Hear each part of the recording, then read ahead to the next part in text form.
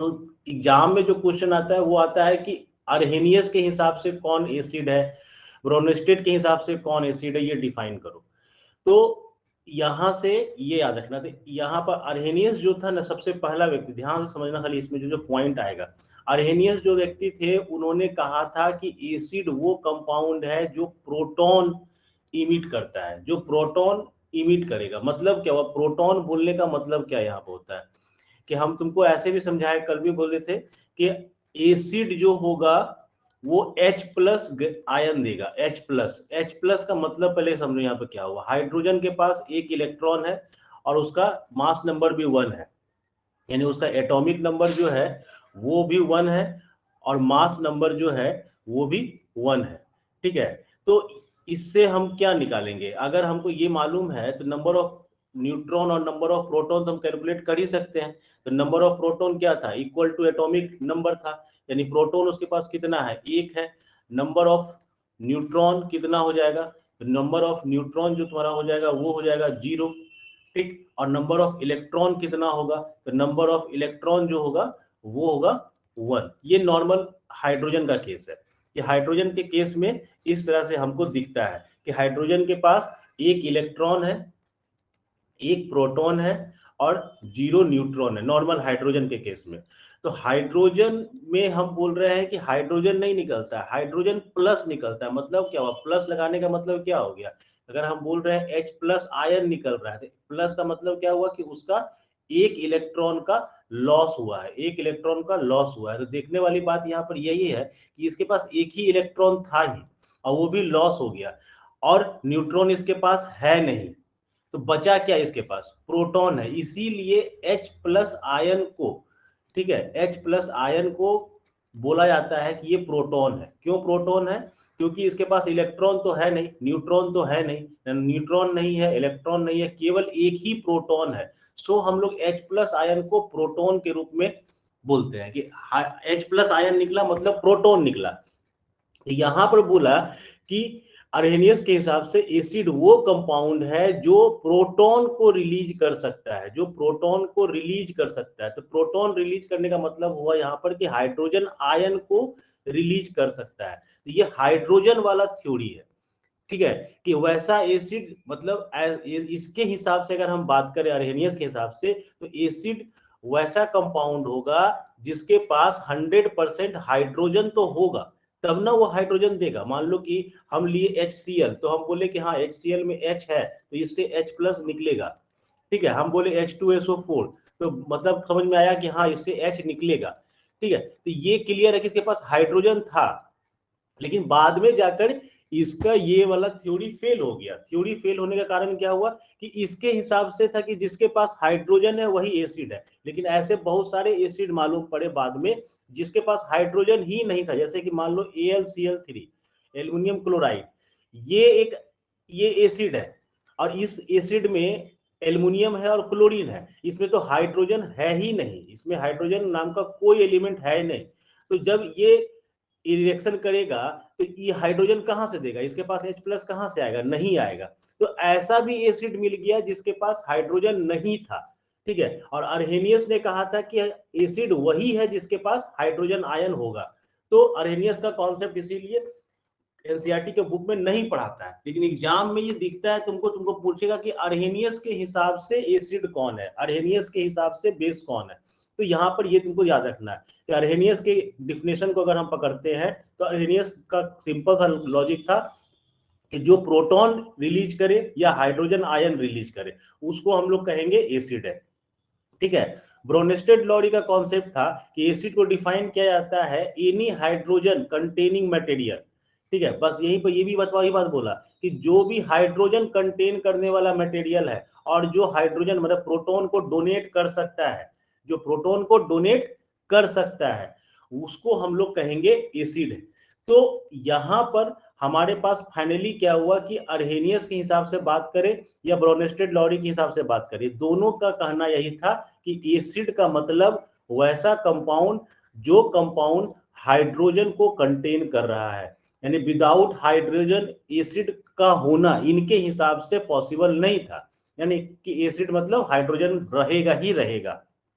लेकिन ऐसा एग्जाम्पल मिला, AlCl3 का एग्जाम्पल मिला जो एसिड था, ठीक है, जिसके पास एसिडिक कैरेक्टर था और इस ऐसा इस एलिमेंट के पास हाइड्रोजन नहीं था, तो ये थ्योरी 100% सही इसीलिए नहीं कहलाती है। लेकिन एग्जाम में क्वेश्चन के रूप में तुमको दिखा है कि लुईस का एसिड कौन है, अर्हेनियस का एसिड कौन है, ये पूछा जाता है। वैसे ही अर्हेनियस ने बेस को डिफाइन किया, जैसे वहां पर एसिड डिफाइन किया वैसे यहाँ बेस डिफाइन किया। बेस में बोला कि जो OH माइनस आयन दे सके, जो OH माइनस आयन मतलब वैसा कंपाउंड जिसके पास OH, मतलब इसको क्या कहते हैं हम लोग, इसको कहते हैं हाइड्रोक्साइड, ठीक है, तो जिसके पास हाइड्रोक्साइड, जो हाइड्रोक्साइड डोनेट कर सके उसको हम कहेंगे बेस है। जैसे कि हम एग्जांपल लें NaOH, तो सोडियम हाइड्रोक्साइड, तो सोडियम हाइड्रोक्साइड में OH है, तो ये गारंटेड है जब इसको वाटर में डिजोल्व करेंगे तो Na+ और OH- के रूप में ये टूट जाएगा, तो ये OH दे सकता है। तो जो एलिमेंट, जो कंपाउंड, ठीक है, वाटर में डिजोल्व होकर हाइड्रोक्साइड आयन देता है उसको हम लोग कहते हैं बेस कहते हैं। ये अर्हेनियस ने कहा, अर्हेनियस के हिसाब से बेस का डिफिनेशन ये रहा। लेकिन ब्रोनस्टेड लॉरी ने कहा कि जैसे वहां पर इस केस में ब्रोनस्टेड ने बोला कि हाइड्रोजन प्लस मतलब प्रोटॉन डोनेट कर सकता है, प्रोटॉन डोनेट कर सकता है, वैसे ही इसी प्रोटॉन के कॉन्सेप्ट को इसने आगे बढ़ा के कहा कि यहां पर प्रोटॉन को वो एक्सेप्ट करेगा, अगर वो प्रोटॉन को एक्सेप्ट कर रहा है तो उसको हम बेस कहेंगे। मतलब प्रोटॉन एक्सेप्ट करने का मतलब क्या हुआ कि H+ को एक्सेप्ट करेगा। H+ कौन एक्सेप्ट करेगा, जो खुद माइनस होगा, जो खुद माइनस होगा, ठीक है, ये चूंकि प्लस चार्ज है तो माइनस चार्ज जहां पर होगा उसको एक्सेप्ट करेगा। तो माइनस देखो इसी में ये माइनस वाला पोर्शन है OH-, तो H+ को अगर हम H+ को अगर हम रिएक्शन करवा दें OH- तो दोनों आपस में जुट जाएगा और जुटकर H2O का निर्माण करने, वाटर का निर्माण कर देगा। तो ये कॉन्सेप्ट बताया उसने बेस का।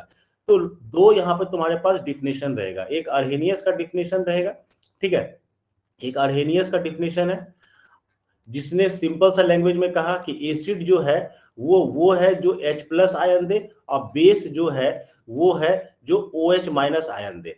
लेकिन अगर ब्रोनस्टेड लॉरी के कॉन्सेप्ट की बात करते हैं तो ब्रोनस्टेड के हिसाब से एसिड जो था वो एलिमेंट है जो H+ यानी कि प्रोटॉन को डोनेट करे, प्रोटॉन डोनेट मतलब प्रोटॉन उससे निकलेगा, और बेस वो एलिमेंट है जो प्रोटॉन को एक्सेप्ट करेगा, प्रोटॉन को एक्सेप्ट करेगा। ये दो अलग अलग डिफिनेशन तुमको स्टार्टिंग में देख लेना होगा और इसको याद रखना कि इस हिसाब से हम किसको एसिड कहते हैं और किसको बेस कहते हैं, ठीक है। इसमें तुमको हम बताए थे एक लिटमस पेपर का कॉन्सेप्ट। लिटमस पेपर का मतलब था इंडिकेटर, इंडिकेटर का कॉन्सेप्ट था कि इंडिकेटर जो होता है वो एक ऐसा एलिमेंट है जो अपना एसिड या बेस के साथ, एसिड या बेस के साथ मिलकर अपना कलर को चेंज करता है, जिससे हमको पता चलता है कि वो एसिड था या बेस था। तो एग्जाम में ये हमेशा पूछा जाता है, तो इसको याद रखना होगा कि कौन सा कंडीशन में कलर चेंज होगा। जैसे कि एग्जांपल में ले रहे हैं ब्लू लिटमस, यानी मेरा कलर जो है लिटमस का वो कैसा है, ब्लू कलर का है, ठीक है। उसमें अगर एसिड को मिलाएंगे तो उसका कलर रेड हो जाएगा, यानी ब्लू कन्वर्ट हो जाएगा किसमें, रेड में। तो ब्लू कन्वर्ट हो रहा है रेड में कब, जब एसिड उसमें हम मिला रहे हैं। और वही ब्लू लिटमस में अगर हम बेस को मिलाएंगे तो ब्लू का वो ब्लू ही रहेगा, वो कलर चेंज नहीं करेगा। तो एग्जाम में तुमको क्वेश्चन ऐसे ही दिखेगा कि हमने एक ब्लू कलर का लिटमस लिया, उसमें एक एलिमेंट को मिलाया, उसका कलर चेंज नहीं हुआ या चेंज होकर रेड हो गया, तो बताओ वो एलिमेंट कौन सा था। तो याद रखना एसिड का काम है ब्लू को रेड कन्वर्ट कर देना, ब्लू को रेड कन्वर्ट करेगा कौन, एसिड, और बेस कुछ नहीं करेगा। वैसे ही रेड लिटमस अगर है, ठीक है, तो रेड तो कलर था ही एसिड का, रेड तो कलर था ही एसिड का, इनके रेड कलर है, तो रेड को ब्लू करेगा कौन, बेस करेगा। हम लोग याद इसको रखते थे हमेशा कि ब्लू टू रेड, रेड है एसिड है, ठीक है, लास्ट वाले को पकड़ो, ब्लू टू रेड, डी मिला एसिड का, रेड टू ब्लू, बी मिला बेस का, ठीक है। तो बेस जो होगा वो ब्लू कर देगा, मतलब बेस का कलर जो है वो ब्लू है और एसिड का जो कलर है वो रेड है। हम लोग बस सिंपल, क्योंकि एग्जाम में ये याद रहता नहीं है, तो रेड का डी याद रखो, डी से, और एसिड का डी याद रखो। रेड कलर जो रहेगा वो एसिड का रहेगा, मतलब एसिड है तो रेड कलर में कन्वर्ट होगा, और बेस है तो ब्लू होगा, ठीक है। और ब्लू में मतलब रेड में हम एसिड डालेंगे तो कुछ फर्क नहीं, रेड मतलब एसिड ही था। वैसे ही टर्मरिक के केस में होता है, टर्मरिक खुद होता है येलो कलर का, ठीक है, और इसको बेस केवल कन्वर्ट करता है रेड में, जस्ट उल्टा यहाँ पे हो जाता है। इसको बेस अगर मिलाओगे तो उसको वो रेड कलर में कन्वर्ट कर देगा, एसिड मिलाओगे तो कोई चेंज नहीं होगा, यानी कोई चेंज नहीं हो रहा है, मतलब हम कह सकते हैं कि वो एसिड था, ठीक है। वैसे मिथाइल ऑरेंज है, मिथाइल ऑरेंज एसिड के मिलाने पर रेड हो जाता है और बेस के मिलाने पर येलो हो जाता है, ठीक है। फिनोल्फेथिलीन जो है वो पिंक कलर देगा कब, जब उसको हम बेस मिलाएंगे। तो ये तुमको दिमाग में बिठाना है, ये 5 तरह का इंडिकेटर्स है, जो इंडिकेटर्स में एसिड या बेस मिलाने पर उसका कलर चेंज होता है। तो इस पर तुमको क्वेश्चन दिखेगा, एक बार फिर से रिपीट कर दे रहे हैं। ब्लू कलर, अगर लिटमस पेपर का बात कर रहे हैं तो ब्लू कलर जो है वो बेस का कलर है, ठीक है। तो ब्लू में एसिड मिलाओगे तो रेड हो जाएगा, ब्लू में बेस मिलाओगे तो कोई कलर चेंज नहीं होगा। फिर रेड लेते हैं, द रेड मतलब रेड में अगर एसिड मिलाएंगे तो कोई कलर चेंज नहीं होगा, लेकिन रेड में अगर हम बेस मिलाएंगे तो कलर चेंज होके ब्लू हो जाएगा। टर्मरिक में एसिड से कोई फर्क नहीं पड़ेगा, लेकिन बेस मिलाएंगे तो वो रेड हो जाएगा। इसको याद रखने का एग्जाम्पल कल जो बताया गया था वो था, अच्छा एग्जाम्पल था, कि अगर मान लो तुम्हारे कपड़ा पर, ठीक है, कोई भी कपड़ा पे तुम्हारा टर्मरिक गिर गया तो वो ऑब्वियसली वो येलो कलर का हो जाता है। और जब उसमें हम साबुन मिलाते हैं, ठीक है, जिस सब साफ करने के लिए जब हम साबुन मिलाते हैं, तो साबुन जब मिलाते हैं तो साबुन होता है बेसिक नेचर का, मतलब वो बेस होता है। तो साबुन जब मिलाते हैं तो वो कलर चेंज होके हो जाता है रेडिश ब्राउन, तो रेडिश कलर आता है वहां पर, जिस कारण से हम कहते हैं कि मेरा जो साबुन है वो बेस है। वैसे ही एक मिथाइल ऑरेंज नाम का इंडिकेटर है और एक फिनॉल पैथिलीन नाम का इंडिकेटर है। तो ये इंडिकेटर्स है जो तुमको एग्जाम में दिखेगा, ठीक है। अब जो बचा था उसमें से हम लोग और आगे बताएंगे। प्रॉपर्टी ऑफ एसिड, यहाँ पे ले आया पीएच वैल्यू पे सीधे, पीएच वैल्यू पर हम बात करते हैं। तो पीएच हम बताया था तुमको कि पीएच जो होता है वो एक नंबर सिस्टम है, सिंपल सा, ठीक है, वो एक नंबर सिस्टम है। और नंबर सिस्टम कैसा है कि एक लाइन खींच दिया गया, यहाँ पर 7 लिख दिया गया, इधर आगे बढ़े 7 से 8 9 10 इस तरह से बढ़ते चले गए, और इस तरफ हम घटते चले गए 6 5 4 3 2 1। बोले जब 7 का मतलब होता है हमारा न्यूट्रल, 7 का मतलब होता है हमारा न्यूट्रल, यानी कि 7 से आगे अगर तुम बढ़ोगे तो तुम बेसिक नेचर को शो करोगे, तुम बेस के स्ट्रेंथ को शो करोगे। और अगर 7 से तुम नीचे जाओगे तो तुम एसिड नेचर को शो करोगे। तो पीएच वैल्यू में अगर एसिड का बात करते हैं तो एसिड का जो वैल्यू होगा पीएच वैल्यू वो क्या होगा, 7 से कम होगा, ठीक है। स्वाद जो होता है वो तो खट्टा सौर होता ही बता चुके थे, हाइड्रोजन आयन छोड़ता है, ब्लू लिटमस को रेड करेगा। और केमिकल और substance having the property of acid are called acidic, जो भी सब्सटेंस के पास ये सारा प्रॉपर्टी होगा उसको हम लोग कहेंगे कि वो एसिडिक इन नेचर है, वो एसिडिक इन नेचर है। वैसे ही बेस के बारे में, बेस का स्वाद जो होता है, टेस्ट होगा वो बिटर होगा, थोड़ा स्लिपरी होता है, ये चिकनाहट इसमें होता है। बेस अच्छा कंडक्टर होता है इलेक्ट्रिसिटी का, जब इसको वाटर में हम डिजोल्व करते हैं, दोनों का, ये भी होगा अच्छा कंडक्टर, क्योंकि इसके केस में भी आयन निकल रहा था, इसके केस में भी आयन निकल रहा था, इसमें OH माइनस निकल रहा था, इसमें H प्लस निकल रहा था, ठीक है। Soluble base is called alkali, याद रखना हमेशा, एग्जाम में कभी कभी अल्कली के नाम से बोल देता है बेस को, अल्कली होता है, अल्कली कहते हैं इसको। सॉल्यू मतलब जो घुल गया है, जो पानी में घुल जाए, पानी नहीं, कोई भी सॉल्यूशन में जो घुला हुआ बेस है, मतलब हम मान लो NaOH लिए और इसको हम वाटर में डिजोल्व कर दिए, ये जो सॉल्यूशन बना, ये जो सॉल्यूशन बन के रेडी हुआ, ठीक है, इस सॉल्यूशन को हम लोग कहते हैं अल्कली। तो बेस को कहीं कहीं पर अल्कली ही कहा जाता है या अल्कलाइन वाटर कहा जाता है, जो आजकल तुमको मिलता है ऐड में कि अल्कलाइन वाटर पीना चाहिए। अल्कलाइन वाटर का मतलब हुआ कि वैसा वाटर जिसमें बेस, क्योंकि हमारे बॉडी के अंदर बहुत सारा एसिड है और वो एसिड हमारे डेली रूटीन के कारण, हमारे खाने के पीने के कारण ये एसिड जो है वो ज्यादा मात्रा में इमिट होने लगता है, जिससे हम लोग कहते हैं कि हमारे बॉडी में गैस हो गया, ठीक है। तो उस गैस को दूर, चूंकि एसिड है तो एसिड को खत्म करना है तो तुमको एंटा एसिड यूज करना पड़ेगा। एंटा एसिड मतलब एसिड का उल्टा, तो एसिड का उल्टा होता है बेस, ठीक है। अब बेस को ही हम कह रहे हैं अल्कली, इसीलिए वर्ड यूज होता है कि अल्कलाइन वाटर पीना चाहिए, मतलब खीरा उरा डाल के पानी में डाल दीजिए और उसको पीजिए आप, तो उससे आपको ये वाला प्रॉब्लम, एसिड का प्रॉब्लम सॉल्व हो जाएगा। क्यों सॉल्व हो जा रहा है? क्योंकि एसिड को खत्म कौन करेगा? बेस खत्म करेगा। तो बेस के लिए हम लोग अल्कलाइन वाटर, तो अल्कलाइन या अल्कली नाम का वर्ड आ जाए एग्जाम में तो हड़बड़ाना मत। अल्कली का मतलब कुछ नहीं है, अल्कली का मतलब बेस है, कि बेस को ही हम बोल रहे हैं अल्कली। ठीक है। बेस सॉल्यूशन में अगर पीएच वैल्यू की बात करें तो ऑब्वियसली 7 से ज्यादा होगा, 7 से ज्यादा मतलब 7 पॉइंट होगा, और 8 9 10 11 14 लास्ट है। ठीक है, याद रखना हमेशा। इसका हाईएस्ट वैल्यू 14 है, इसका हाईएस्ट वैल्यू 1 है, मतलब 1 जिस एसिड का पीएच वैल्यू हो गया वो सबसे पावरफुल एसिड है, और जिस बेस का वैल्यू 14 हो गया, ठीक है, वो सबसे पावरफुल बेस है, सबसे हाईएस्ट पावर का स्ट्रेंथ होता है। जैसे जैसे आगे बढ़ोगे, मान लो तुमको बोले एक का 8 है, एक का 10 है, ज्यादा ज्यादा बेसिक कौन है? तो ऑब्वियसली 10 वाला ज्यादा बेसिक है। लेकिन एसिड में एक का 6 है और एक का 3 है, ज्यादा एसिडिक कौन होगा? तो 3 वाला ज्यादा एसिडिक होगा। तो ये याद रखना हमेशा पीएच वैल्यू पर कैसे बात करता है। ये कुछ एग्जाम्पल है नेचुरल एसिड का जो तुमको कल भी बताए थे, एक बार इसको देख लेना, क्योंकि नेचुरल का कभी कभी नाम एग्जाम में पूछ देता है। अब सीधे आते हैं हम लोग क्वेश्चन पर, यूज वगैरह हम लोग देखते जाएंगे। जैसे क्वेश्चन पे आते हैं सीधा। क्वेश्चन बोला, पहला क्वेश्चन कि which of the following has pH value, मतलब which of the following has pH value, pH value किसका होगा, पीएच वैल्यू किसका होगा।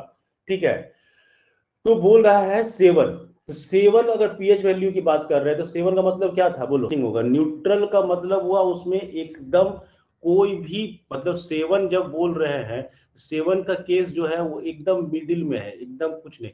अगर रेन वाटर की बात करेंगे या कुछ भी बात करेंगे तो वो 7.1 7.2 ऐसे होगा, या 6 पॉइंट समथिंग होगा, लेकिन एक्यूरेट 7 नहीं होता है कभी भी। ठीक है, प्योर वाटर नहीं होगा। न्यूट्रल सॉल्यूशन, न्यूट्रल का मतलब ही है, न्यूट्रल बोलने का मतलब है कि 7 पे बात चले गए आप सीधा सीधे। ठीक है, अब बोला बताओ which one among the following solution has pH value more than 7, 7 से ज्यादा होगा तो क्या होगा पहले ये बताओ? बेसिक सॉल्यूशन होगा। ठीक है, तो ये तुमको एक सिंपल सा क्वेश्चन आते रहा है। जैसे क्वेश्चन पूछ रहा है कि पीएच वैल्यू जो न्यूमेरिक वैल्यू है वो क्या बताता है? Quality of chemical used for developing photographic negative, क्या है ये? किस चीज को बताने के लिए रखाया गया है पीएच वैल्यू? ठीक, अब एक चीज इसमें तुमको हम बता देते हैं पहले, तो ये क्वेश्चन बताओ पहले। एक क्वेश्चन है, सॉल्यूशन एक था जो रेड लिटमस को ब्लू कर दिया, ठीक है, तो उसका पीएच वैल्यू क्या होगा?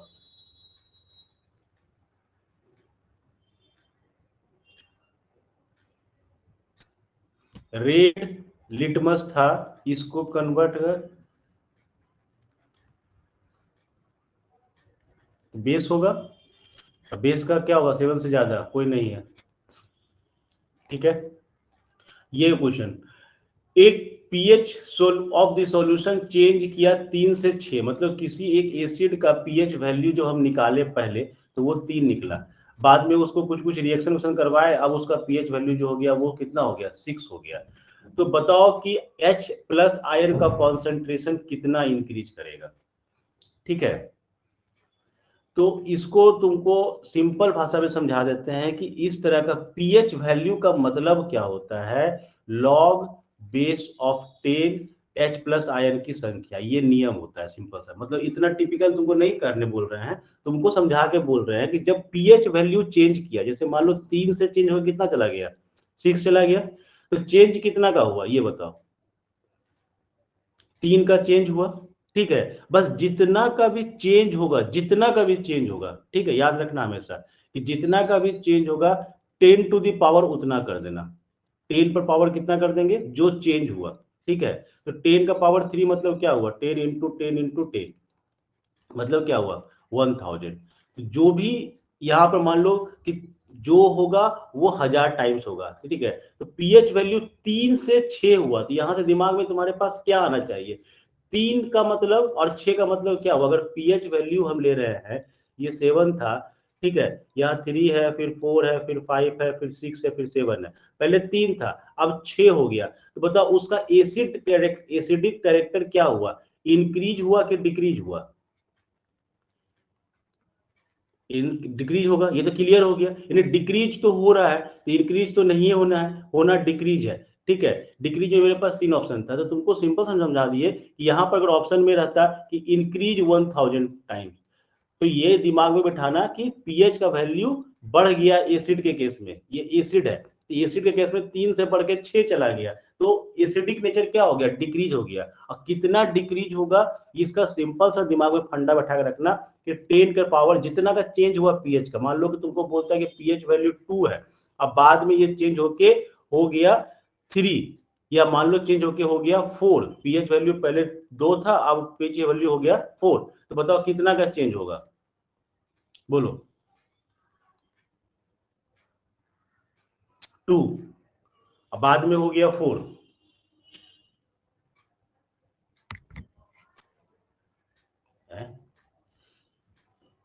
चेंज कितना का हुआ?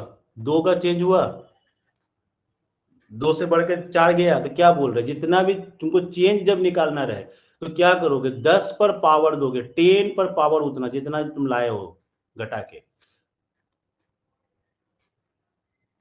नहीं समझे? हाँ, 100 टाइम्स घट जाएगा। मतलब क्या हुआ कि हम तुमको फिर से क्वेश्चन दे रहे हैं कि एक सॉल्यूशन था, एक सॉल्यूशन एक्स था जिसका पीएच वैल्यू, ठीक है, 5 था, बाद में उसका हम घटा के उसका पीएच वैल्यू को हम ले आए 2 पर, ठीक है, पीएच वैल्यू ले आए 2 पर, तो अब बताओ कि क्या हुआ? पहला ऑप्शन तुमको दे रहे हैं कि इंक्रीज किया, इंक्रीज कर गया 100 टाइम, दूसरा दे रहे हैं इंक्रीज कर गया 1000 टाइम, तीसरा दे रहे हैं डिक्रीज किया 100 टाइम, चौथा बोल रहे हैं डिक्रीज किया 1000 टाइम। बताओ कौन सा आंसर होगा? इंक्रीज किया 1000 टाइम, ठीक है, समझ में आया? क्लियर हुआ कि पीएच वैल्यू अगर दे दे, अगर बोले कि सॉल्यूशन का पीएच वैल्यू चेंज हुआ, पीएच वैल्यू हम बार बार बोल रहे हैं, पीएच वैल्यू चेंज हुआ और H प्लस आयन का कॉन्सेंट्रेशन पूछ रहा है, तो पीएच को डिफाइन किया गया था इसी प्रकार से कि पीएच का वैल्यू होता है लॉग ऑफ 10, जितना H प्लस आयन दे सके, यही फॉर्मूला था। तो इसको जब उल्टा करते हैं हम लोग, मान लो यहाँ पर कोई वैल्यू आया, यहाँ पर वैल्यू आया कोई भी, मान लो 3 आया वैल्यू, तो 3 इक्वल टू लिखाया इतना, तो H प्लस इक्वल टू क्या लिखाएगा? H प्लस इक्वल टू लिखाएगा, ये बेस इधर जाता है तो 10 में पावर 3 हो जाता है, जितना यहाँ लिखा हुआ है ये 10 पर पावर के रूप में चेंज हो जाता है। तो हमको यही पूछ रहा है कि बताओ हाइड्रोजन आयन कितना यूज होगा, मतलब कितना चेंज होगा, तो चेंज यही होगा। चेंज कैसे पता चलेगा? कि नंबर देखना कि 3 से मतलब आगे बढ़ रहा है तो एसिडिक वैल्यू घट रहा होगा, अगर नीचे पीछे जा रहा है तो एसिडिक वैल्यू बढ़ रहा होगा। तो इंक्रीज डिक्रीज तुमको यहाँ से मालूम पड़ेगा कि कितना इंक्रीज हुआ, मतलब इंक्रीज हो रहा है कि डिक्रीज हो रहा है, तुम यहाँ से क्लियर करोगे। और कितना हो रहा है ये तुम इस नंबर से करोगे कि 3 6 कितना चेंज हुआ, 3 का चेंज हुआ, तो 10 का पावर 3 गए। ठीक है, तो ये अच्छा क्वेश्चन था जो 66 बीपीएससी पूछा था, तो मतलब इस लेवल तक वो जा रहा है, इसका मतलब है कि क्वेश्चन में कुछ अच्छा है। ठीक है, फिर 68 में भी क्वेश्चन आया इससे, you have provided with 3 test tube, तुम्हारे पास 3 टेस्ट ट्यूब है, ठीक है, 3 टेस्ट ट्यूब है, ध्यान से क्वेश्चन को सुनना। उसमें एक में जो है डिस्टिल्ड वाटर है, एक में क्या है? डिस्टिल्ड वाटर, ठीक है, कदर जो दो है, एक में एसिडिक सॉल्यूशन है, एक में बेसिक सॉल्यूशन, मतलब मेरे पास 3 चीज है, एक डिस्टिल वाटर है, एक एसिड है, एक बेस है। अब हम तीनों में बताओ कि which of them will turn led red litmus to blue, red litmus को ब्लू में कन्वर्ट कौन करेगा? बेस का मतलब, ब्लू का मतलब बेस, बस इतने याद रखना कि बेस होगा, यानी बेसिक नेचर का जो सॉल्यूशन होगा वो चेंज करेगा। ठीक है, कंपोनेंट ऑफ एसिड रेन, ये इंपॉर्टेंट चीज है। एसिड रेन होता क्या है, ये सिंपल सा चीज समझ लेते हैं। एसिड रेन में होता क्या है कि बारिश जो होता है तो उसमें जो अर्थ से जो वाटर वेपराइज होता है, उसी वाटर वेपराइजेशन के दौरान जो एसिडिक नेचर के एलिमेंट्स है वो भी वेपराइज होकर चले जाते हैं ऊपर, और वही वापस वापस बारिश के रूप में लौटता है। तो चूंकि एसिडिक गया तो वापस लौटेगा भी तो एसिड ही, जिसको हम लोग कहते हैं एसिडिक रेन। ठीक है। तो जनरली यही एग्जाम में क्वेश्चन आता है, उसमें कंपोनेंट कौन कौन से हैं, तो यहाँ पे तुमको कंपोनेंट याद रखना पड़ेगा, इसीलिए इसको लिख दिए यहीं पर, द सल्फर डाइऑक्साइड। ठीक है, सल्फर डाइऑक्साइड फॉर्मूला सबका देखते जाना, सल्फर डाइऑक्साइड जो होता है और नाइट्रस ऑक्साइड, ठीक है, नाइट्रस ऑक्साइड NO2, ये इमिट होता है कहां से, एटमॉस्फेरिक पॉल्यूशन से, जो एटमॉस्फेयर में पॉल्यूशन हो रहा है उसमें सल्फर डाइऑक्साइड और nitrous oxide as a pollutant emit होता है। ठीक है, जो हमारे यहाँ एयर पॉल्यूशन है, इस एयर पॉल्यूशन में ये एज ए पॉल्यूटेंट यूज हो रहा है, कौन कौन, सल्फर और नाइट्रोजन। ठीक है, ये कहां से आ रहा है, वो तो जो ठीक है इंडस्ट्री से आ रहा होगा, अदर एक्टिविटी से आ रहा होगा, ये आया। ये जब आया तो ये रिएक्शन किया ऑक्सीजन के साथ और क्लाउड वाटर के साथ, जो क्लाउड में वाटर है उसके साथ, क्योंकि ये भी गैस है, ये ऊपर गया और वहां जाकर ये रिएक्शन कर रहा है किसके साथ, ऑक्सीजन के साथ और क्लाउड के वाटर के साथ। ठीक है, और जब रिएक्शन करता है यही कन्वर्ट होता है H2SO4 में, यानी सल्फ्यूरिक एसिड, और ये SO2 जो है कन्वर्ट हो जाएगा H2SO4 में, और NO2 जो था वो कन्वर्ट हो जाएगा नाइट्रिक एसिड HNO3 में। ठीक है, तो वाटर में अब क्या क्या मिल गया, वाटर में अब जो मिल गया वो सल्फ्यूरिक एसिड H2SO4 भी मैच मिल गया है, और HNO3 जो नाइट्रिक एसिड है ये भी मिल गया है। ये कंप्लीट पैकेज जो है, ये complete package, this complete package is called acid rain. ठीक है, ये दिमाग में बैठाना कि एसिड रेन में क्या क्या रहता है। तो एसिड रेन में H2SO4 भी होता है और HNO3 भी होता है। तो amount of H2SO4 is acid rain is 70 to 75%, यही प्राइमरी एसिड रेन का कंपोनेंट है। तो तुमसे एग्जाम में पूछा the component of acid rain कौन से है, तो इसमें हमको क्या बताया गया कि H2SO4 जो है वो लगभग 75% है। ठीक है, सबसे ज्यादा यही है, कुछ पोर्शन HNO3 का भी होगा और वाटर तो रहेगा ही रहेगा। तो कंपोनेंट क्योंकि तुमको ऑप्शन दे दिया था यहाँ बोथ A एंड B, इसीलिए हम आंसर मारेंगे यहाँ पर बोथ A एंड B। अगर नहीं भी रहता तुमको याद रखना है H2SO4 और HNO3, यही दो कंपोनेंट है एसिड रेन का। तो यहाँ पर 2-3 पॉइंट दिमाग में बिठाना कि क्वेश्चन ये भी घुमा के पूछ सकता है कि ये H2SO4 जो है एसिड रेन में ये कहां से आ गया। ठीक है, फ्रॉम हियर ये पहुंचा कहां से वहां पर, तो याद रखना ये पहुंचा H2SO4 नहीं पहुंचा था, पहुंचा था SO2 सल्फर डाइऑक्साइड। ठीक है, पहुंचा था सल्फर डाइऑक्साइड। सल्फर डाइऑक्साइड कहां से आया था, तो इंडस्ट्री से आया था, जो एयर पोल्यूटेंट के रूप में हमारे एटमॉस्फेयर में फैला हुआ है, और ये जाके ऊपर रिएक्शन कर जा रहा है वाटर के साथ और ऑक्सीजन के साथ, जिसके कारण ये कन्वर्ट हो जा रहा है H2SO4 में, सल्फ्यूरिक एसिड में कन्वर्ट हो जा रहा है। तो ये आता कहां से है, ये तुमको एग्जाम में क्वेश्चन दिख सकता है। अब देखो यहां पे क्वेश्चन पूछा गया कि कौन लुईस एसिड नहीं है, कौन लुईस एसिड नहीं है। ठीक है, अब इसको पता लगाने के लिए तुमको हम समझा देते हैं, लेकिन मतलब हमको नहीं पता कि कितना याद रहेगा, लेकिन फिर भी ये हम क्लियर कर देते हैं कि यहाँ पर लुईस नाम का एक वैज्ञानिक था। ठीक है, जब अर्हेनियस और ब्रोनेस्टेड का कॉन्सेप्ट फेल हो गया, जब अर्हेनियस जो बोला था कि प्रोटॉन देगा और ब्रोनेस्टेड बोला था प्रोटॉन लेगा, ठीक है, ये बोला था H प्लस पर कॉन्सेप्ट, ये भी बोला था H प्लस पर, ये बोला था H प्लस इमिट करेगा, ये बोला था H प्लस ले लेगा। अब बेस के बारे में ये बोल दिया था कि ये OH माइनस को इमिट करेगा, सॉरी ये बेस को OH माइनस इमिट करेगा, ये भी बोला था बेस के बारे में कि OH माइनस करेगा या H प्लस ले लेगा। तो ये जितना कॉन्सेप्ट था ये सारा कॉन्सेप्ट था किस पर, जब वैसा कंपाउंड हो जिसके पास कंपाउंड जो है वो कंटेन कर रहा हो हाइड्रोजन को, ठीक है, या कंपाउंड जो है वो कंटेन कर रहा था OH माइनस को, तब हम उसमें एसिड और बेस को डिफाइन कर रहे थे। लेकिन ऐसा पाया गया कि बहुत सारा एलिमेंट ऐसा था जिसके पास हाइड्रोजन या OH माइनस नहीं था, उसके बावजूद वो एसिड और बेस की तरह बिहेव कर रहा था। तो ऐसे कंपाउंड को डिफाइन करने के लिए कि नहीं भाई अब इसको कैसे डिफाइन करोगे, इसमें पास तो हाइड्रोजन है ही नहीं, जैसे यहाँ पर बोला कि कौन लुईस एसिड नहीं है, देखो किसी के पास हाइड्रोजन नहीं है, सब बिना हाइड्रोजन वाला है, सब सब ऐसे ही बैठा हुआ है, किसी के पास हाइड्रोजन नहीं है, किसी के पास ना हाइड्रोजन है ना OH माइनस है। ठीक है, OH भी नहीं है, हाइड्रोक्साइड भी नहीं है, हाइड्रोजन भी नहीं है। अब बताओ, पूछ रहा है एसिड कौन नहीं है, ठीक है। तो लुईस के हिसाब से एक कॉन्सेप्ट दिया गया, इसको कहा गया pair of electron. Pair of electron का कॉन्सेप्ट था कि पेयर ऑफ इलेक्ट्रॉन जो एक्सेप्ट करेगा, मतलब सॉरी पहले जो डोनेट करेगा, जो पेयर ऑफ इलेक्ट्रॉन डोनेट करेगा उसको हम लोग कह देंगे एसिड, और जो पेयर ऑफ इलेक्ट्रॉन एक्सेप्ट करेगा, अब देखो क्वेश्चन पे ज्यादा फंसना मत, मतलब उतना डरना मत कि ये बहुत बड़ा कॉन्सेप्ट है, बताया बच्चा वाला चीजें, ठीक है। जिसके पास ज्यादा इलेक्ट्रॉन होगा वो बेस होगा।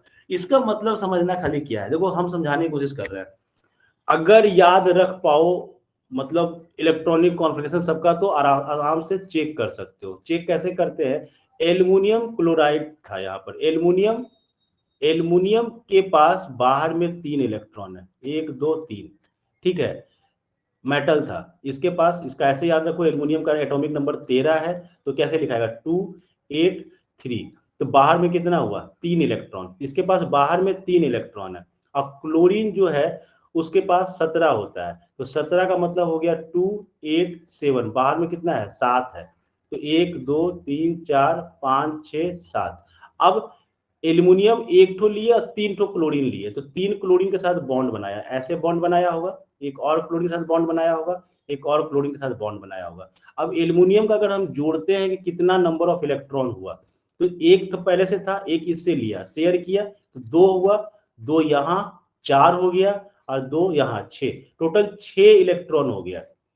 याद करो ऑक्टेट रूल क्या बोले थे कि 8 का रूल फॉलो करेगा, यानी यहाँ पे तुमको क्या दिख रहा है कि एल्युमिनियम का टोटल 6 ही पूरा हुआ, अभी ये 2 इलेक्ट्रॉन लेने के मूड में होगा किसी ना किसी से, ठीक है, ये 2 इलेक्ट्रॉन किसी ना किसी से लेने के मूड में होगा, ठीक है। तो ये नेचर पकड़ना है कि कौन लेने के मूड में है कौन देने, क्योंकि इसका बॉन्ड पूरा हुआ नहीं है, AlCl3 6 ही इलेक्ट्रॉन पूरा कर पाया अपना ये बॉन्ड, मतलब क्लोरीन से रिएक्शन करके मात्र 6 बॉन्ड 6 इलेक्ट्रॉन पूरा कर पाया, इसको 8 पूरा करना था। वैसे ही BF3 सेम फिगर है, सेम फिगर, ब्रोम, यहाँ पे जो बोरॉन है इसके बाहर में 3 इलेक्ट्रॉन है और 3 फ्लोरीन से रिएक्शन किया, ठीक है, तो 3 3 6 फिर हुआ, इसको भी 2 चाहिए अभी, ठीक है। NH3, NH3 नाइट्रोजन, नाइट्रोजन के बाहर में 5 है, ठीक है, नाइट्रोजन के बाहर में 5 है, तो 5 के कारण 1 2 3 4 5 और 3 हाइड्रोजन ले लिया, तो 5 3 8, इसका तो 8 पूरा हो गया। लेकिन क्या हुआ, पूरा होने के बाद 2 इलेक्ट्रॉन ऐसे बचे हुए हैं जो खाली बैठे, जो बॉन्ड नहीं बनाए हैं, ठीक है, और FeCl3 तो चलो नहीं होगा। तो यहाँ पे तुमको 2 नेचर दिखा, यहाँ पे दिखा एल्युमिनियम Cl3 में दिखा कि इसको 2 इलेक्ट्रॉन चाहिए, और NH3 में दिखा इसके पास 2 इलेक्ट्रॉन एक्स्ट्रा बचा हुआ है, मतलब खाली बैठा हुआ है, जो बॉन्डिंग में पार्टिसिपेट नहीं किया, तो ये 2 इलेक्ट्रॉन यहाँ देने की टेंडेंसी रखेगा और ये 2 इलेक्ट्रॉन लेने की टेंडेंसी रखेगा, तो जो देने वाला है वो एसिड है और जो लेने वाला है वो बेस है। तो इसी हिसाब से इसको लुईस एसिड लुईस बेस कहते हैं। तो वो इतना टिपिकल नहीं करना, अगर एग्जाम में तुमको कॉन्फ़िगरेशन याद रह गया, अगर कॉन्फ़िगरेशन तुमको याद रह गया कि मतलब कॉन्फ़िगरेशन का मतलब एटॉमिक नंबर, तो कुछ तो कम से कम 20 तक का एटॉमिक नंबर तो तुमको मतलब नॉर्मल है, 20 तक तो याद रहना, जैसे इसीलिए लोहा को छोड़ दिए, ये ज्यादा होता है, हाइयर है, इसको भूल जाओ, लेकिन 20 तक दिमाग में बिठाने की कोशिश करो, ठीक है। 20 तक बिठा लोगे तो उसको तुम किसी ना किसी प्रकार से तोड़ ही लोगे, देखो सब में वैसे ही है, एल्युमिनियम का 13 है, बोरोन का 5 है, नाइट्रोजन का 7 है, ठीक है, लोहा का चलो ज्यादा होता है छोड़ देते हैं, लेकिन ये सब तुमको पता होना चाहिए। और इसमें से बस तुमको ये देखना है कि कौन इलेक्ट्रॉन का पेयर, इलेक्ट्रॉन का पेयर मतलब एक साथ 2 इलेक्ट्रॉन कौन डोनेट करने का टेंडेंसी रखता है, और कौन इलेक्ट्रॉन का पेयर कौन एक्सेप्ट करने की टेंडेंसी रखता है। टेंडेंसी की बात कर रहे हैं, हम नहीं बोल रहे कि दे देगा ले लेगा, हम कुछ नहीं बोल रहे, टेंडेंसी किसका होगा एक्सेप्ट करने का, ठीक है। तो हमको दिख रहा था कि एक एल्युमिनियम का बॉन्ड इस तरह से बना हुआ था, क्लोरीन क्लोरीन क्लोरीन, और इसका इतना करने के बाद भी इसके पास 2 2 2 6 ही इसके पास इलेक्ट्रॉन का मतलब सर्कल बना।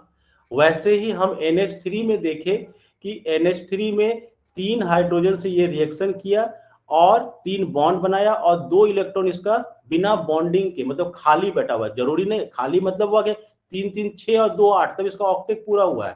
तो लेकिन 2 इलेक्ट्रॉन मतलब एक पेयर ऑफ इलेक्ट्रॉन ऐसा है इसके पास जो बॉन्डिंग में पार्टिसिपेट नहीं किया है, तो टेंडेंसी देखा जाता है। तो इसके पास टेंडेंसी है कि ये लोन पेयर इलेक्ट्रॉन यहां दे सकता है और AlCl3 के पास टेंडेंसी है कि ये लोन पेयर इलेक्ट्रॉन यहां से ले सकता है। तो इस हिसाब से हम इसको कह दिए बेस है, इसको कह दिए हम एसिड है। ये लुईस का डिफिनेशन था, ये डिफिनेशन था लुईस का। तो तुमको अगर एग्जाम में यही खाली पूछे कि लुईस का कॉन्सेप्ट किस चीज पे था, तो लुईस का कॉन्सेप्ट था इलेक्ट्रॉन के पेयर पर था कि एक्सेप्ट और डोनेट का कॉन्सेप्ट लगाया है ये। ठीक है, ब्रोनेस्टेड और अरेनियस क्या लाया, अरेनियस क्या लाया था, H+ का कॉन्सेप्ट, H+ देगा, और ब्रोनेस्टेड लाया था कि जो H+ लेगा। इस तरह का तुमको कॉन्सेप्ट पर क्वेश्चन पूछ सकता है कि बताओ क्या होगा। चलो अगला बताओ, एसिड का रिएक्शन करवा रहे हैं मेटल कार्बोनेट के साथ, तो कौन सा गैस इमिट करेगा। एसिड का रिएक्शन कार्बोनेट, मेटल कार्बोनेट, मान लो NaCO3 का रिएक्शन करवाया, तो कौन सा गैस इमिट होगा।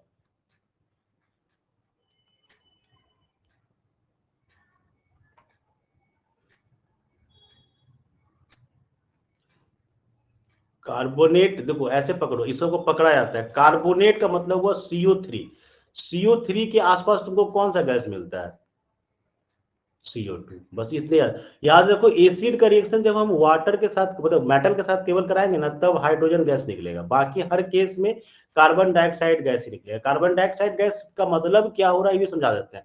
कार्बन डाइऑक्साइड गैस के निकलने का मतलब है कि वो हीट प्रोड्यूस करेगा। वो क्या करेगा, हीट प्रोड्यूस करेगा। कार्बन डाइऑक्साइड गैस गर्म होता है, जब तुम सांस लेते हो और सांस छोड़ो और उसको रोको, देखो अपने हाथ पर, तुमको महसूस होगा, तुमको गर्म महसूस होगा। गर्म का मतलब ये है कार्बन डाइऑक्साइड गैस है वहां पर। ठीक है, तो मेटल कार्बोनेट के साथ जब रिएक्शन करता है एसिड, तो CO2 गैस इमिट करता है। ठीक है, फिर क्वेश्चन पूछा गया कि सब मेटल ऑक्साइड, मेटल का आपकी ऑक्साइड लिए, ठीक है, और उसको रिएक्ट करवा दिए किसके साथ, एसिड के साथ भी करवाए और बेस के साथ भी करवाए। मेटल ऑक्साइड मतलब क्या हुआ, मेटल ऑक्साइड जैसे कि हम लेते हैं, मान लो HCl गैस ले लिए, सॉरी एसिड ले लिए, और मेटल ऑक्साइड में मान लो कैल्शियम ऑक्साइड ले लिए, CaO। ठीक है, तो बोले जब इसको रिएक्शन करवाते हैं तो हमको एक सॉल्ट मिलता है और वाटर मिलता है। ऑब्वियस बात है कि यहाँ पे CaCl2 बनेगा और H2O बनेगा, ये सॉल्ट बन गया, ये वाटर बन गया। They are known as atmospheric oxide, और उसको हम लोग कहते हैं एटमोस्फेरिक ऑक्साइड। मतलब यहाँ पे जो ऑक्साइड यूज हुआ वो ऑक्साइड होगा जो एटमोस्फेयर में पाया जाता है। ठीक है, वो एटमॉस्फेयर में ही पाया जाता है। ठीक है, तो बताओ एटमॉस्फेरिक एक ऑक्साइड कौन कौन सा हो सकता है, कौन सा एटमॉस्फेरिक ऑक्साइड है। तो यहां पर पूछा, सिंपल सा क्वेश्चन गया था, इतना घुमा के जो पूछा उससे अच्छा सिंपल सा पूछता कि एटमॉस्फेयर में कौन कौन सा ऑक्साइड मौजूद है। तो देखो ऑक्साइड में जैसे भी कार्बन डाइऑक्साइड गैस लाई, ये भी एक ऑक्साइड है, ये भी एटमॉस्फेयर में मौजूद है, ये एटमॉस्फेयर में भरा पड़ा है कार्बन डाइऑक्साइड। लेकिन प्रॉब्लम क्या है, इसमें कार्बन है, कार्बन क्या है, मेटल नहीं है, नन मेटल है। कार्बन क्या है, नन मेटल है। आपको पूछ क्या रहा है, मेटल के साथ कौन ऑक्साइड है यहाँ पर। तो तुम्हारे पास देखो कॉपर ऑक्साइड, जिंक ऑक्साइड, सोच के देखो ना कि नेचर में तुमको क्या मिलता है, कौन सा एलिमेंट तुमको दिख रहा है आसानी से। कॉपर दिखता है, जिंक दिखता है कि नहीं दिखता है, एल्यूमिनियम और जिंक, एल्यूमिनियम और कॉपर, इतने में तुमको पकड़ना है। तुम्हारे हिसाब से क्या होना चाहिए, एल्युमिनियम कॉपर होगा। समझ में आया। तो ये सिंपल सा चीज है कि एल्युमिनियम को तुम ऑक्सीजन के साथ छोड़ दो, या कॉपर को, तांबा का बर्तन को मतलब तुम रख दो, छोड़ दो एटमोस्फेयर में, तो वो ऑक्सीजन से रिएक्शन करके तांबा कलर काला हो जाता है, वो ऑक्सीजन से रिएक्शन कर जाता है, तो वो अपना ऑक्साइड बना ही देता है। लेकिन तुम एक चीज नोटिस करो कि लगभग हर, मतलब अभी जितना लेटेस्ट क्वेश्चन देख रहे हैं हम लोग, मतलब हर साल BPSC इस लेसन से 2 क्वेश्चन हर साल पूछी है, मतलब छोड़ी कहीं पर नहीं है। और इवन यहां तक पहुंची है कि मेटल ऑक्साइड से रिएक्शन, मेटल कार्बोनेट से रिएक्शन, ठीक है, यहां तक पहुंची है। मतलब क्या हुआ है कि तुमको इसको ध्यान में रखना है, ये तुम्हारे एग्जामिनेशन पॉइंट ऑफ व्यू से 2 क्वेश्चन तुमको ये दे रहा है, तो इसको जितना अच्छा कर लो उतना अच्छा है। ठीक है, अब एक एलिमेंट यहाँ पे कुछ नाम आया अच्छा अच्छा एलिमेंट का, तो उसके लिए तुमको हम बता दे रहे हैं। इसमें एक है copper sulphate, copper sulphate, sulphate का मतलब SO4, CuSO4, कॉपर सल्फेट बोला तो कॉपर सल्फेट SO4 लगा दो। ठीक है, कार्बोनेट बोलेगा तो CO3 लगा दो, हाइड्रोक्साइड बोलेगा तो OH लगा दो। ये सब नॉर्मल है, लिख देते हैं यहीं पर। ये कार्बोनेट है CO3, मतलब अकेला नहीं रहेगा, किसी के साथ जुड़ा रहेगा, जैसे CaCO3, Ca जुड़ा रहेगा तो कैल्शियम कार्बोनेट बन गया। ये OH है, ये हाइड्रोक्साइड है, हाइड्रो मतलब हाइड्रोजन, ऑक्साइड मतलब ऑक्सीजन, तो हाइड्रोक्साइड ये जुड़ा रहेगा किसी में, जैसे NaOH तो सोडियम हाइड्रोक्साइड बन गया। ठीक है, ये सल्फेट है SO4, ये सल्फेट है, तो कॉपर सल्फेट बोलेंगे तो CuSO4। ठीक है, सोडियम सल्फेट बोलेंगे तो NaSO4, ऐसे करके नाम बदलेगा। आगे में जो मेटल लगा दो, सल्फेट रहेगा अपना। ठीक है, इसमें एक नाम और नोट कर लो, ये कार्बोनेट था, एक होता है हाइड्रोजन कार्बोनेट, हाइड्रोजन कार्बोनेट, ये भी एग्जाम में दिखा है, हाइड्रोजन कार्बोनेट। तो कार्बोनेट में केवल CO3 था, हाइड्रोजन कार्बोनेट में HCO3 होगा, मतलब आगे में H भी लगा रहेगा। जैसे अब मान लो बोले हम सोडियम हाइड्रोजन कार्बोनेट, तो सोडियम लगा दो, सोडियम हाइड्रोजन कार्बोनेट NaHCO3, ये बन गया इसका फॉर्मूला। तो कार्बोनेट का प्रॉपर्टी और हाइड्रोजन कार्बोनेट का प्रॉपर्टी लगभग एक जैसा चलता है। ठीक है, लगभग, तो ज्यादा हड़बड़ाना मत, अगर कार्बोनेट की जगह हाइड्रोजन कार्बोनेट बोल दिया तो भी हड़बड़ाना मत, वो सेम ही तरह से काम करेगा। तो यहां पर हमको बोला गया, ये नोट कर लियो ना,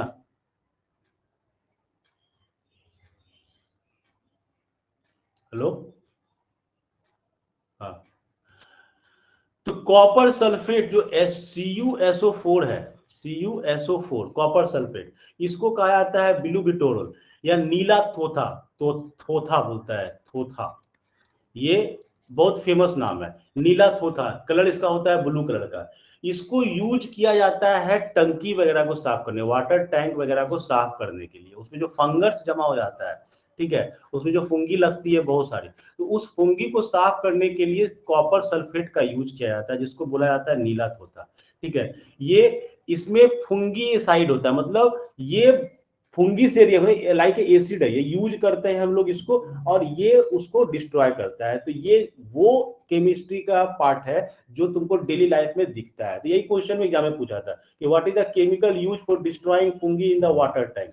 ठीक है, तो ये सिंपल सा क्वेश्चन पूछ दिया था, तो तुमको इसका आंसर याद है, सल्फेट होगा, ये याद रखना, सल्फेट होगा। अब कॉपर है कि जिंक है, ये कंफ्यूज करता है हमेशा, तो याद रखना सर कॉपर सल्फेट होता है।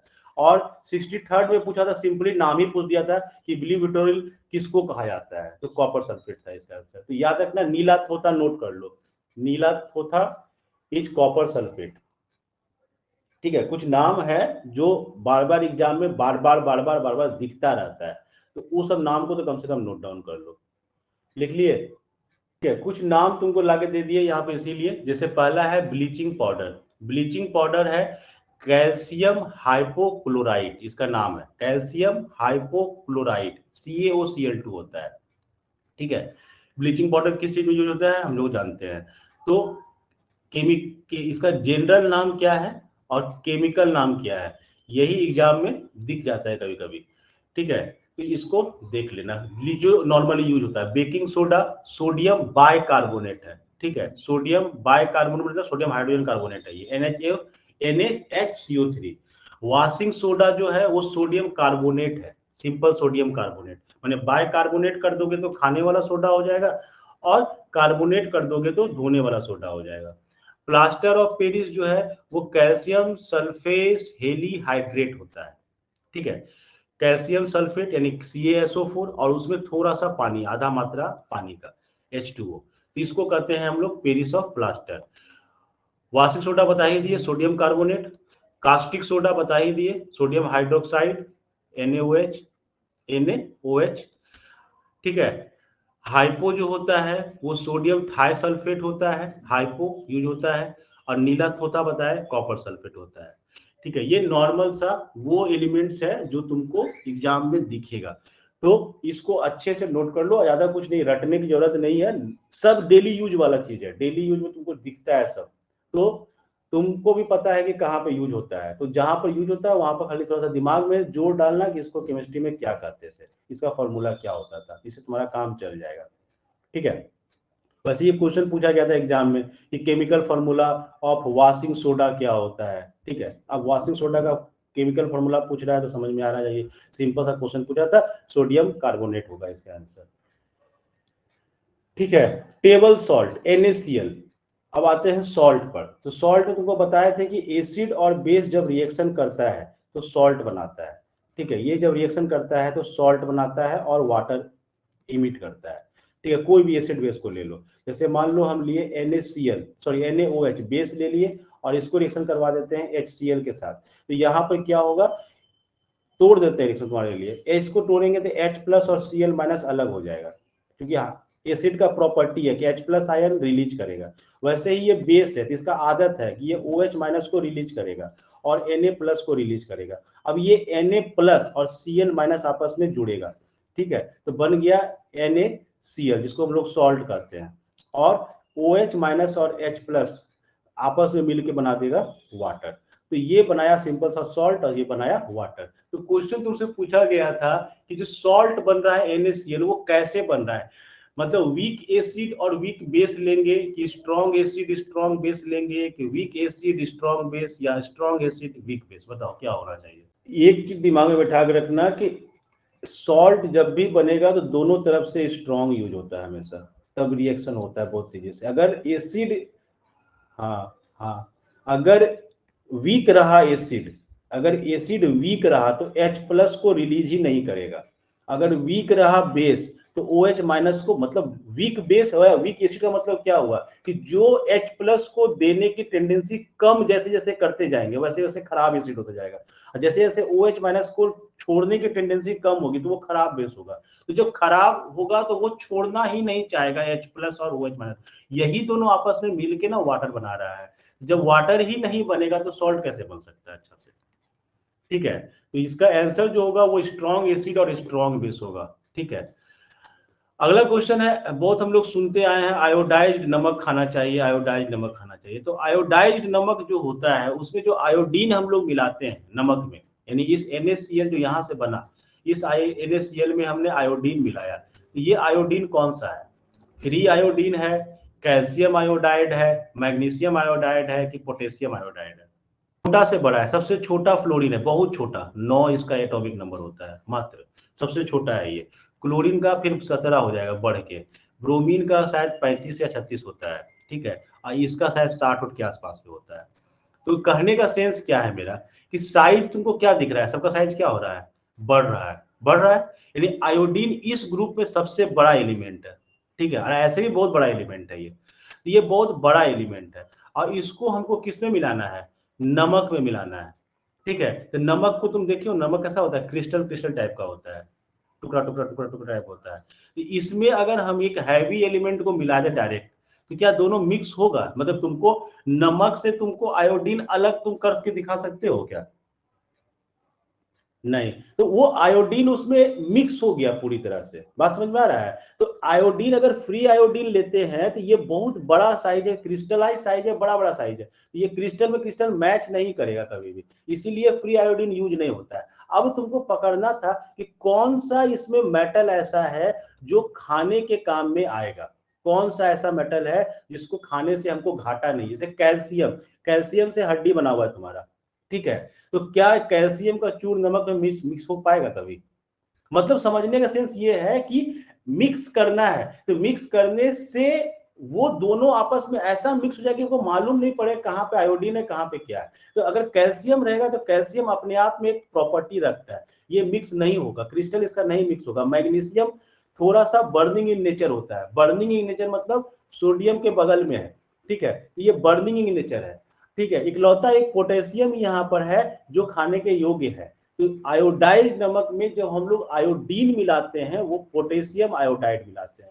मेमोराइज करने का ही चीज फिलहाल तुम्हारे लिए है, लेकिन ये देखना अच्छा है कि हम लोग ये मतलब तुमको समझा रहे हैं कि जो हम लोग डेली सुनते हैं वही क्वेश्चन के रूप में यहाँ दिखता है। ठीक है, जो हम लोग रोज सुनते हैं, रोज प्रचार में 50 बार सुन चुके हैं कि आयोडीन वाला नमक है, ये आयोडीन वाला नमक है, लेकिन वो आयोडीन कैसे मिला यही पूछ दिया। ठीक है, ये था तुम्हारा एसिड